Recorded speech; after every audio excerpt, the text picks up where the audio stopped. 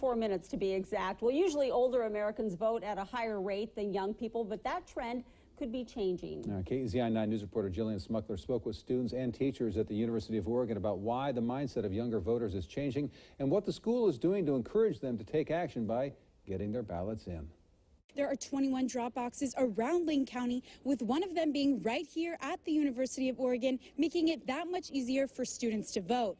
In past elections, especially midterms, young voter turnout has been low, but not this year. I spoke with teachers at the university who told me they're shocked by the amount of enthusiasm and participation from students for this election. I definitely think there's been a big outreach towards the university student as somebody who needs to get out and vote, but also somebody who might be interested in getting out and voting and trying to touch them, relate to them, and understand that they're a powerful demographic that has a voice and a voice they want to share.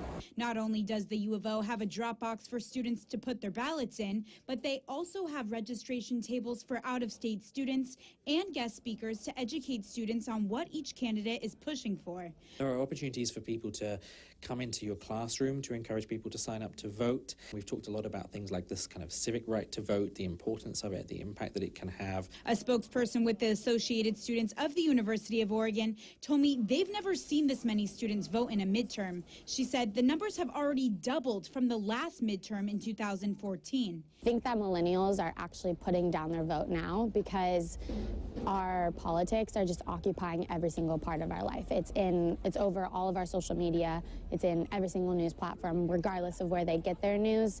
We're hearing about it. After the results of the 2014 election, students say they now realize how much of a say they really have.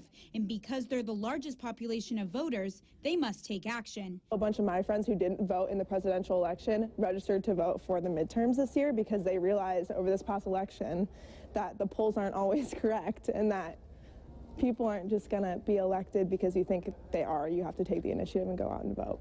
Students tell me that social media plays a huge role in the shift of their mindsets because it directly affects their demographic. Twitter has been a huge proponent in getting people to go out and vote, as well as like Instagram creating a sticker that will show you where your nearest polling place is to try to make it as easy and accessible so that no one really has an excuse not to vote. Remember, you have to turn in your ballot by 8 p.m. tonight for your voice to be heard in the midterm elections. Reporting at the University of Oregon, Jillian Smuckler, KEZI 9 News.